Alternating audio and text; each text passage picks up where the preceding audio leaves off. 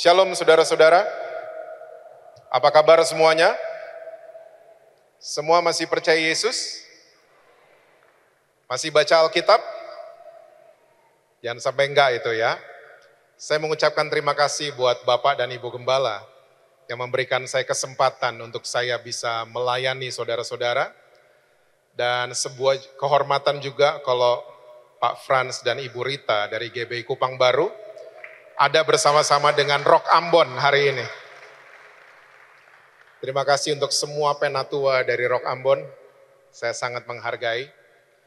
Oke, saya akan mulai sharing saya dengan mengutip tulisannya Salomo. Salomo pernah menulis di Amsal yang keempat, dari segala yang kau peroleh, perolehlah pengertian. Dan ternyata tulisannya Salomo sampai hari ini masih sangat-sangat relevan. Dari segala yang kita dapatkan, dari segala yang kita alami, kita harus dapetin pengertiannya. Karena ada dua tipe manusia di muka bumi ini. Tipe pertama adalah tipe manusia yang tahu saja. Dan tipe manusia yang kedua adalah tipe yang mengerti. Dan saudara mesti tahu, orang yang tahu belum tentu mengerti. Tapi orang yang mengerti sudah pasti tahu. Banyak suami cuma tahu punya istri, tapi mereka tidak mengerti istri mereka. Banyak suami, banyak istri cuma tahu punya suami, tapi mereka tidak mengerti suami mereka. Banyak orang tua cuma tahu punya anak, tapi kita nggak dapetin pengertian apa itu Gen Z, apa itu Gen Alpha, dan seterusnya.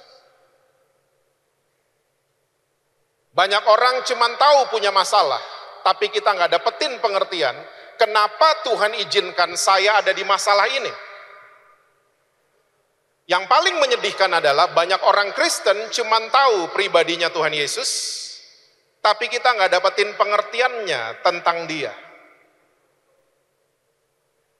Oleh sebab itu, kalau saudara senang judul khotbah saya hari ini adalah The Cross Principle. Kita orang-orang Kristen mesti dapetin pengertian tentang salib Kristus. Karena salib Kristus hari ini seringkali cuma jadi fashion, cuma jadi desain di sebuah t-shirt, cuma jadi kalung, cuma jadi anting, cuma jadi pajangan di rumah, pajangan di dinding, pajangan di meja tulis kita. Nah, kita harus dapetin pengertian salib Kristus itu apa. Yuk buka sama-sama 1 Korintus pasal yang pertama, ayatnya yang ke-18.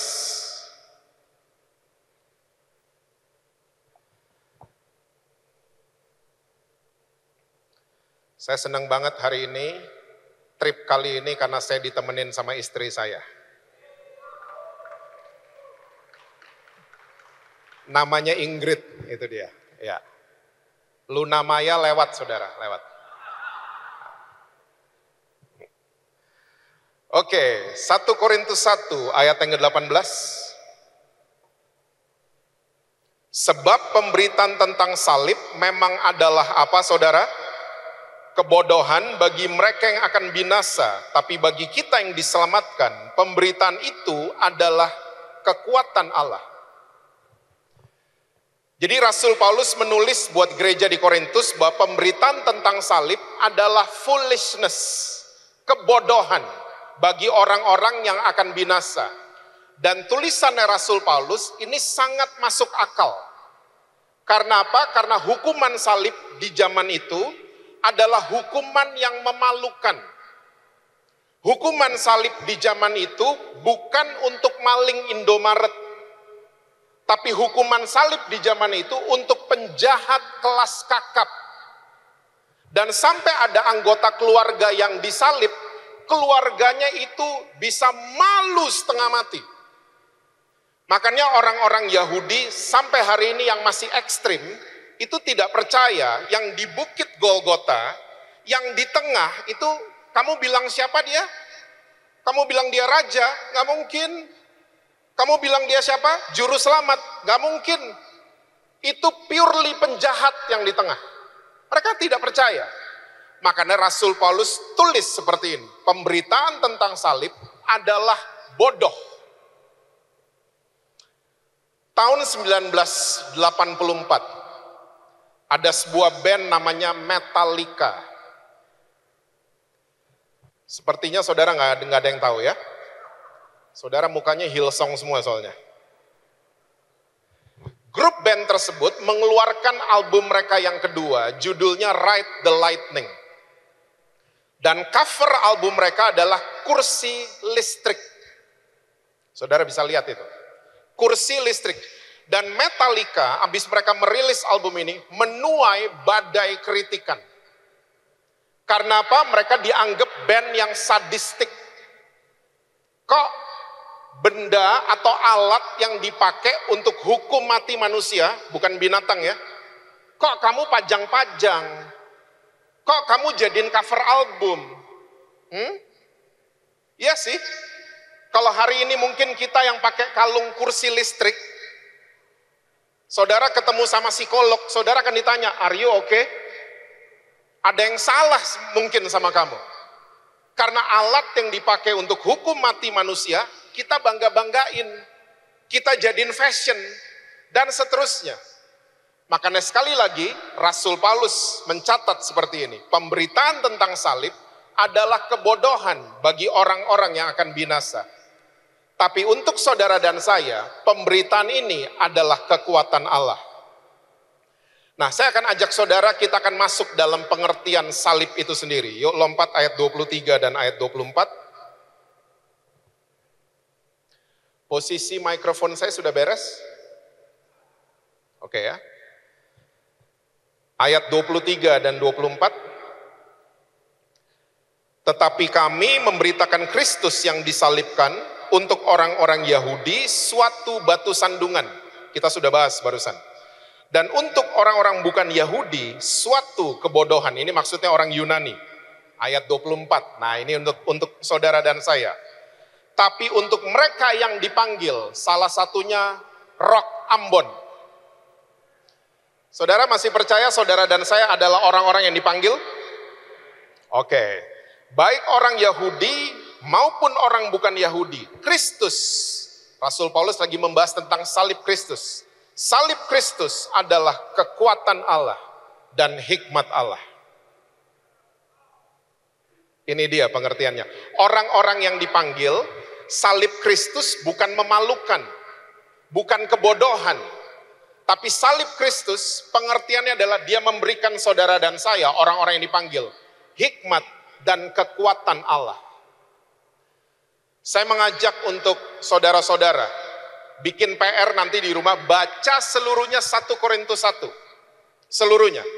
Karena di situ prinsip salib akan menjungkir balikan apa yang dunia tahu. Yang dianggap mati, tiba-tiba bangkit. Gitu kan salib? Yang dianggap sakit, tiba-tiba sehat.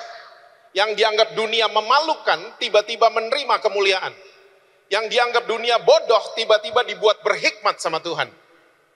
Prinsip salib, kendaraannya adalah hikmat dan kekuatan Allah.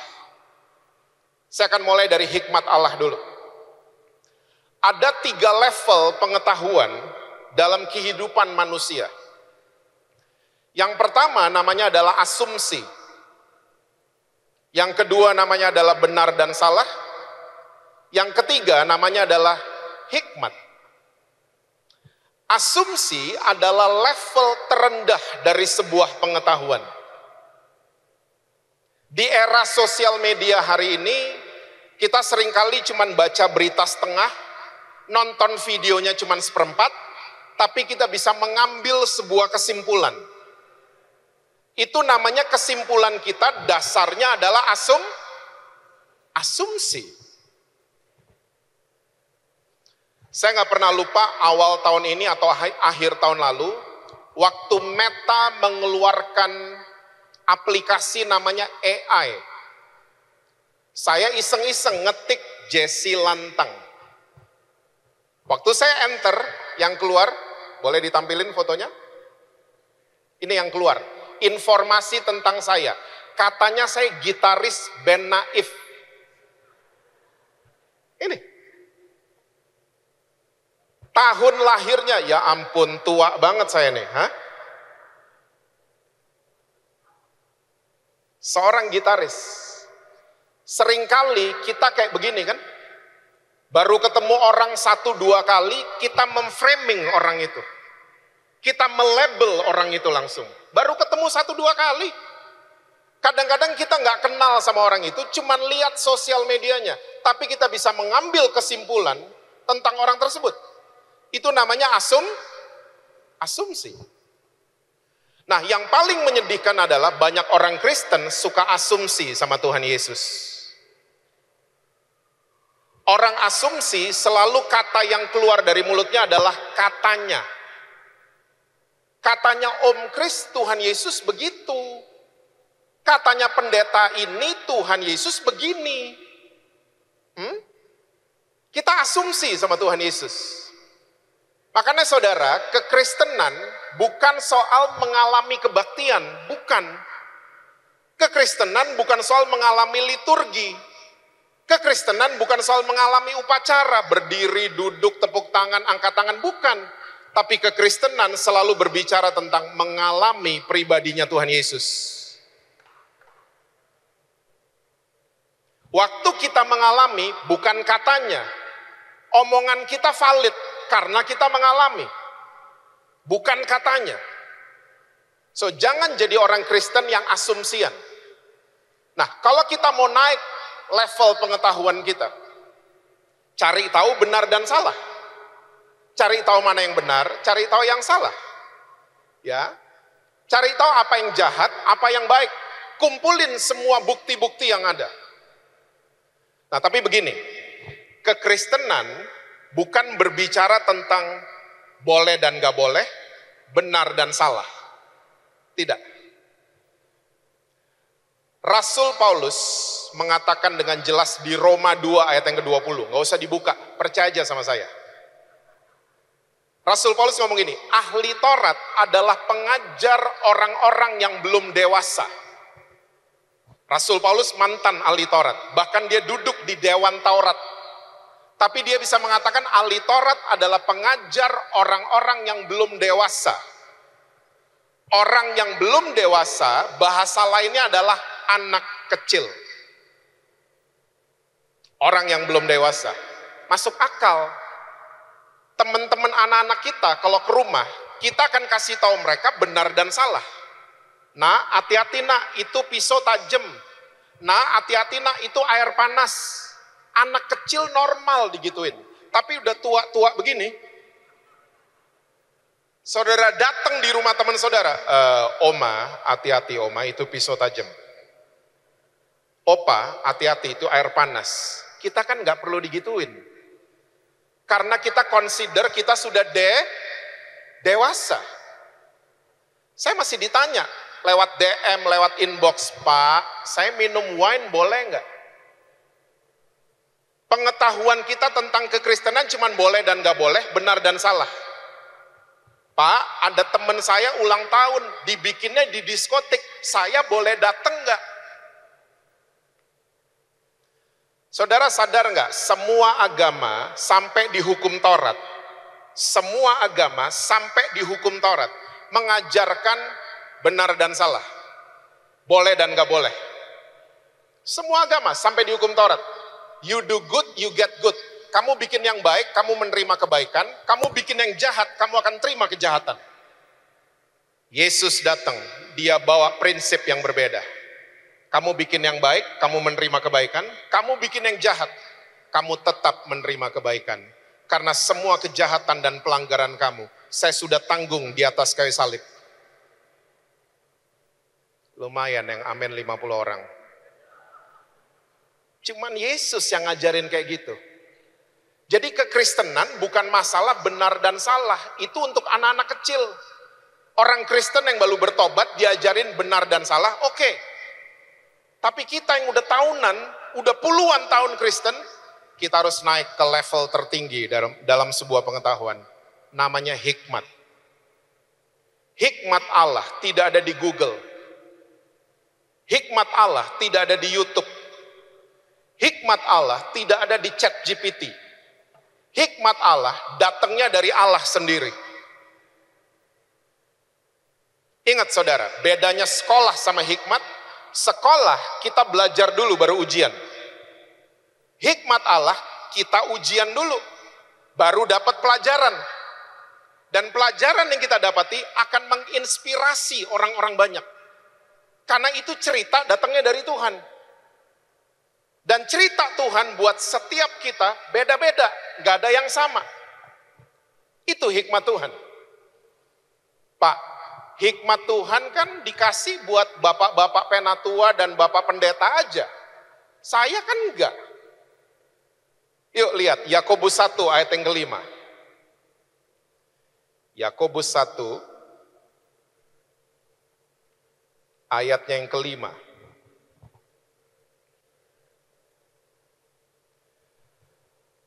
Tetapi apabila di antara kamu ada yang kekurangan apa saudara?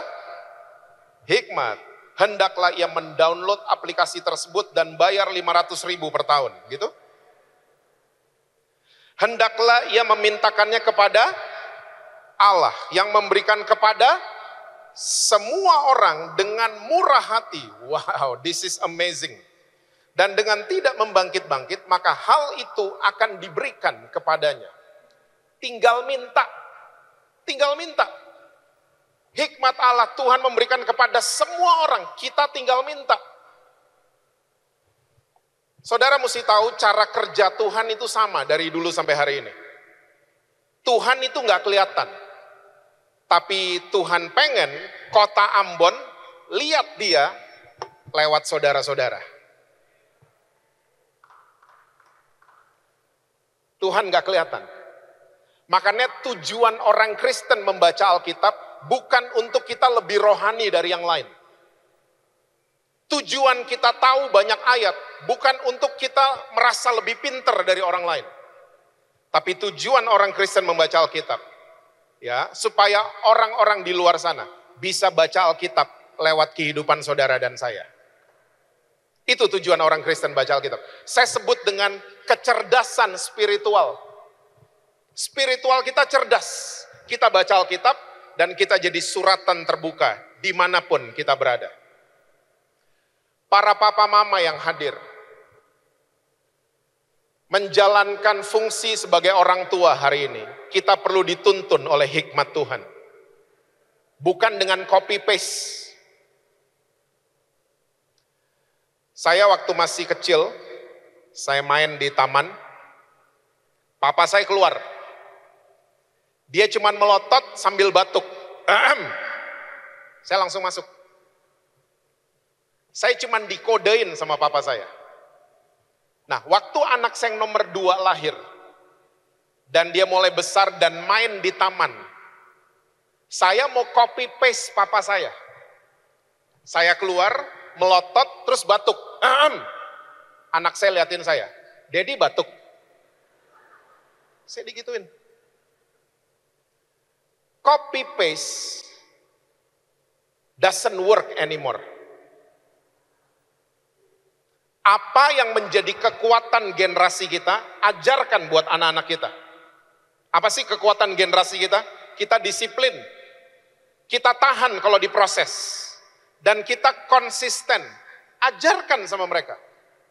Tapi hal-hal lain, kita udah gak bisa copy paste. Kita perlu dituntun oleh hikmat Allah. Kita perlu. Saya ini di Jakarta merasa kayak iPhone 6, saudara. Saya berada di tengah-tengah iPhone 1 dan iPhone 16. Ngerti maksud saya? Saya nyambung sama orang-orang tua, saya nyambung sama anak-anak muda. Dan saya ngelihat dua kelompok ini gak pernah akur. Papa mamanya datengin saya, Pak doain anak saya. Kenapa? TikTokan melulu. Saya ketemu sama anaknya di lapangan olahraga. Kata papa mama, kamu TikTokan terus? Iya om, lagi jualan, saya TikTok live. Cari uang. Beda kan? Generasi kita kalau mau kerja mesti ke kantor. Generasi anak-anak kita, they can work from anywhere. Udah beda. Temuin dong, titik temunya di mana? Temuin. Jangan memaksakan cara kita kepada mereka, gak bisa.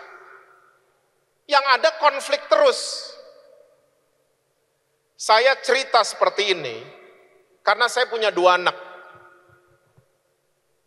Puji Tuhan dua-duanya ranking 2. Satu dari atas, satu dari bawah.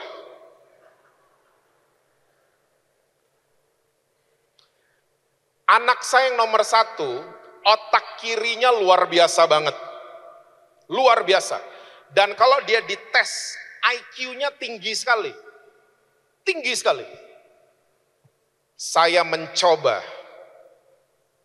Waktu anak saya yang kedua lahir, saya ingin mencoba mengganti custom-nya surga. Pakai custom-nya saya.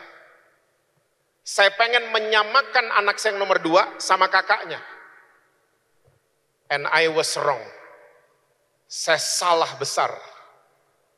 Saya pengen mengganti cetakannya Tuhan pakai cetakan saya. Pakai maunya saya. Saya salah besar. Kita konflik bertahun-tahun. Konflik.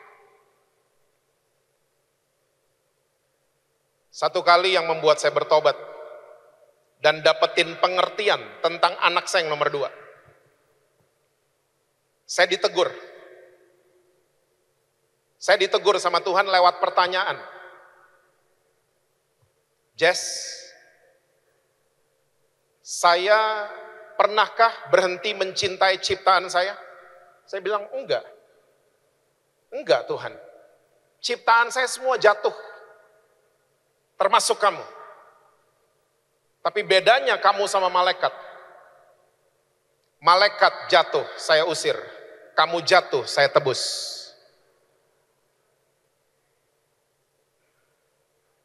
Sayangi anakmu. Sayangi your son. Saya bertobat. Muka sangar gini nangis loh saudara. Saya nangis, saya bertobat. Dapetin pengertian. Ketemu anak saya yang nomor 2. Kita nggak langsung damai. Tapi dedinya udah berubah duluan, dirubah sama Tuhan. Hari ini kita bisa cari-carian, kita bisa ngobrol, ya, kita bisa having men's talk, kita bisa ngopi bareng, dan seterusnya. Dia pemain film, saudara. Berapa waktu lalu dia tanya, Dad, ini ada tawaran main film, tapi filmnya horor, gimana Dad? Uangnya gede Dad.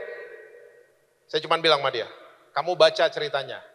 Kalau ujung-ujungnya Tuhan ngalahin setan, ambil aja itu peran. Kita perlu dituntun oleh hikmat Tuhan. Gak bisa pakai kepintaran kita sendiri, gak bisa. Banyak orang hari ini mengambil keputusan harus konfirmasi sama ChatGPT.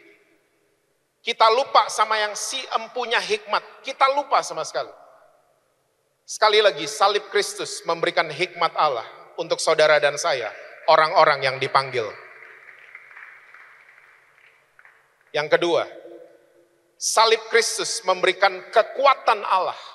Bahasa Yunaninya dunamos. Saya berapa minggu lalu ke rumah teman saya, sahabat sih dia. Dan dia mengatakan satu kalimat yang sampai saya bilang sama dia, tolong dong ulang lagi. Dia ngomong gini, pakai bahasa Jakarta, Jess, gue ini gak sempurna, makanya gue mau ke gereja. Kalau gue sempurna, gue gak perlu pergi ke gereja. Wish. Kita gak ada yang sempurna. Kita gak ada yang kuat, makanya kita semua perlu Tuhan. Kita perlu kekuatan dari Tuhan. Jangan pernah sok kuat. Jangan pernah sok sempurna.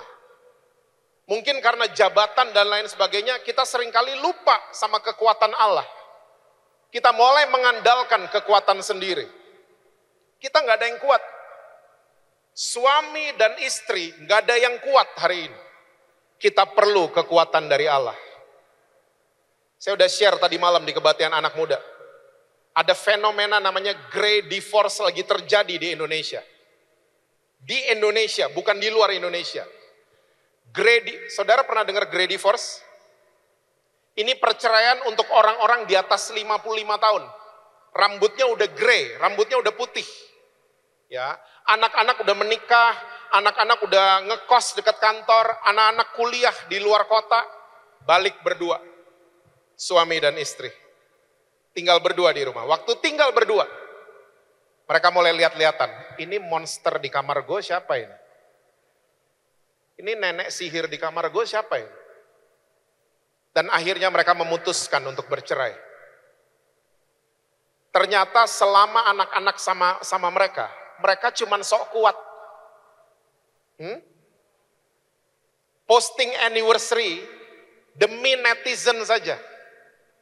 Sebenarnya mereka udah gak kuat.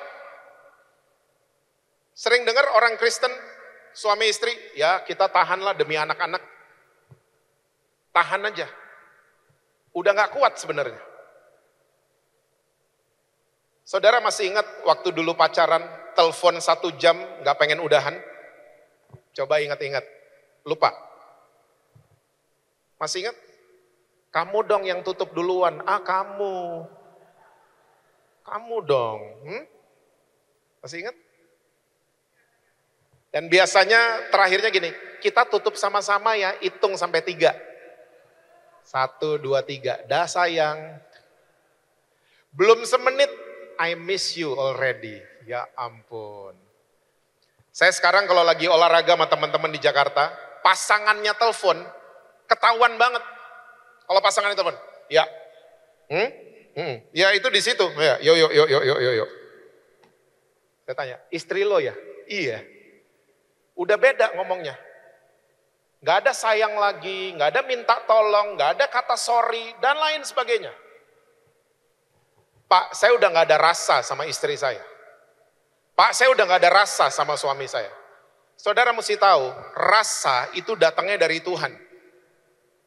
Jadi jangan coba-coba buat yang saudara gak bisa buat. Nanti sandiwara jadinya. Belagak-belagak punya rasa, itu sandiwara namanya. Minta dari Tuhan. Filipi 2 ayat 13, yuk lihat. Filipi 2 ayat yang ke-13.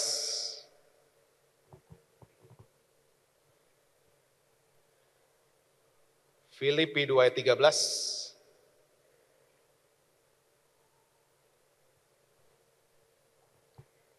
Karena siapa saudara? Filipi 2 ayat 13. Filipi 2 itu sesudah Filipi 1. Filipi 2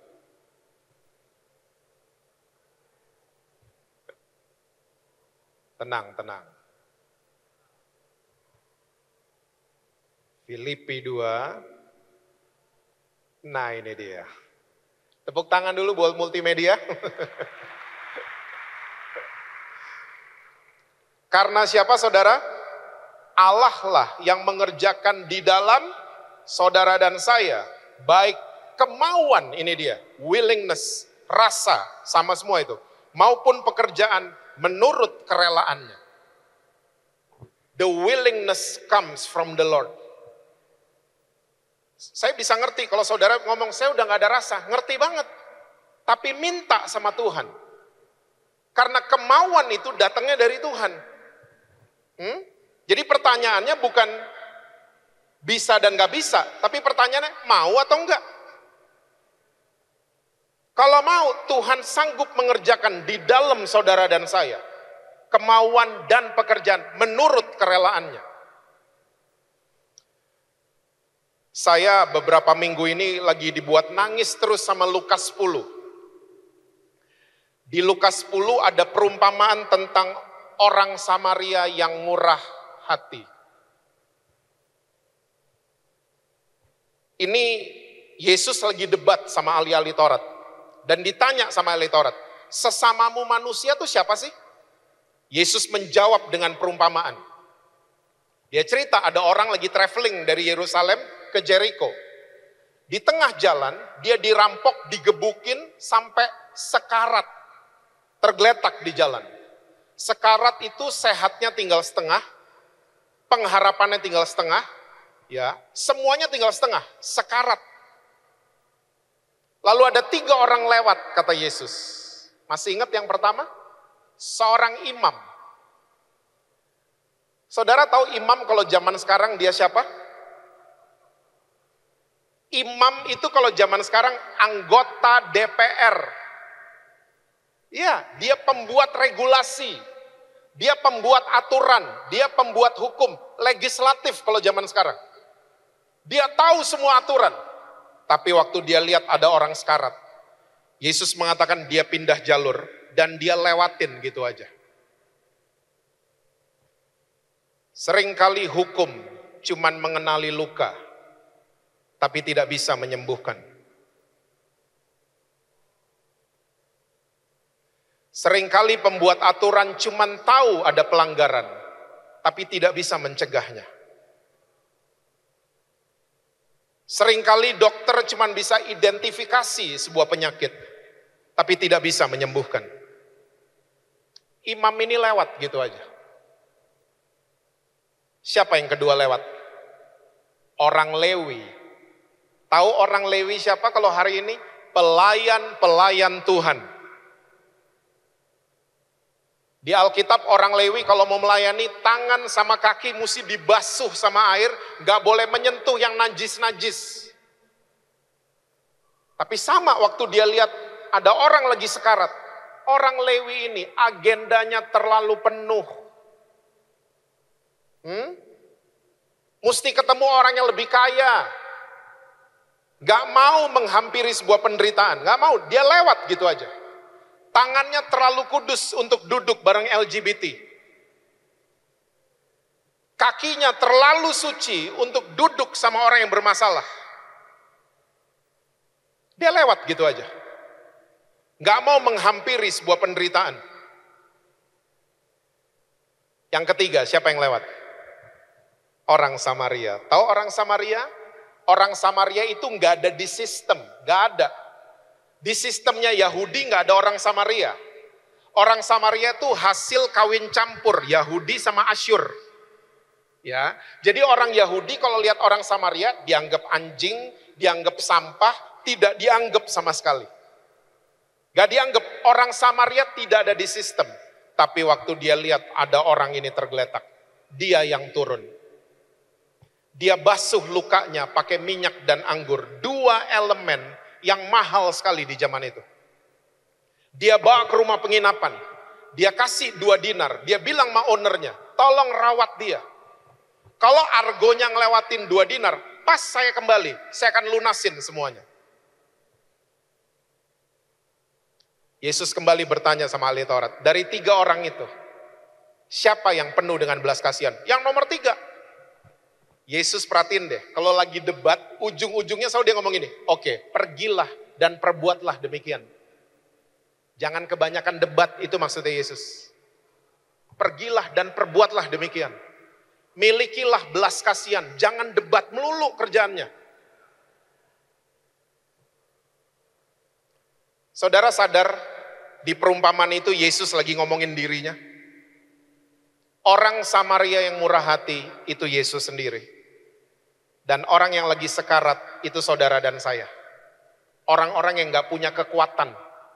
Orang-orang yang gak kuat, tergeletak. Kita gak ada yang kuat. Orang yang menderita, itu saudara dan saya. Tapi orang Samaria ini mau turun dari keledai. Sama seperti Yesus mau turun dari surga. Dan dia bilang buat saudara, I feel your pain. Raih tangan saya. Saya ngerasain sakitmu, saya ngerasain penderitaan kamu. Seringkali pembuat aturan, pelayan Tuhan, gak mau tahu tentang penderitaan kita. Cuman Yesus yang selalu mau tolong saudara dan saya.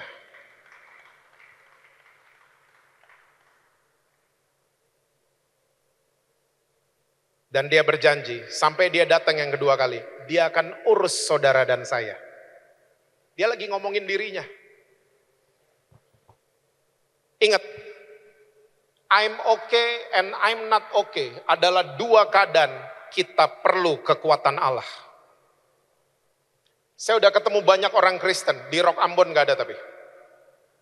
Saya udah ketemu banyak orang Kristen, waktu lagi not okay, Mereka mengalami perjumpaan pribadi dengan Tuhan Yesus. Tapi waktu udah naik, sudah oke, mereka kehilangan perjumpaan dengan Tuhan Yesus. So, I'm okay and I'm not okay adalah dua keadaan kita perlu kekuatan Allah. Orang yang sulit mengampuni, saya mau ngajak saudara, pergunakanlah kekuatan Allah. Sepertinya istilah forgive and forget mesti kita edit ya.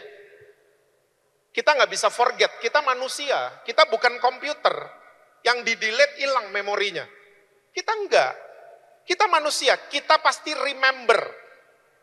Nah, masalahnya begini, orang Kristen kalau terluka, kalau kecewa, kalau kepahitan, yang kita praktekkan bukan forgiving, tapi neglecting.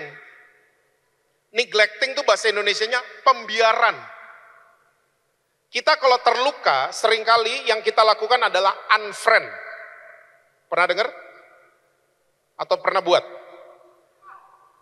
Unfriend, delete kontak, unfollow, ya, block. Terus teman-teman kita mulai, nanti kalau kamu unfriend orangnya tahu loh. Oke, mute aja, mute. Mungkin 2-3 bulan kita nggak lihat muka orang itu, mungkin kita aman. Tapi tiba-tiba bulan keempat kita papasan sama orang ini di kopi yos. Waktu papasan sama orang ini, saya mau tanya, kita udah oke? Ternyata belum. Kita masih keluar tanduknya kan? Masih betaring kita tiba-tiba, masih pahit, masih marah tiba-tiba kita. Karena apa? Yang kita praktekkan bukan forgiving, tapi neglecting, pembiaran. Seharusnya waktu kita teringat peristiwa yang menyakitkan, seharusnya kita bilang sama Tuhan, Tuhan, saya minta kekuatan dari Tuhan untuk melepaskan pengampunan. Keingat lagi 6 bulan kemudian, Tuhan, saya perlu kekuatan Allah untuk melepaskan pengampunan. Satu hari tiba-tiba, saudara papasan sama ini orang. Saudara udah biasa aja. Itu namanya pemulihan dari Tuhan terjadi dalam hati saudara. Forgive and learn, bukan forget. Forgive and learn. Belajar sesuatu dari situ. Dapetin pengertian sesuatu dari situ. Saya nggak tahu keadaan saudara. Tapi mungkin saudara dalam keadaan yang lagi nggak enak banget, merasa di bawah banget. Mulai hari ini coba gunakan prinsip salib. Apa yang dianggap bodoh sama manusia, dibuat berhikmat sama Tuhan. Apa yang dianggap mati, dibuat bangkit. Apa yang dianggap sakit menurut manusia, dibikin sembuh sama Tuhan.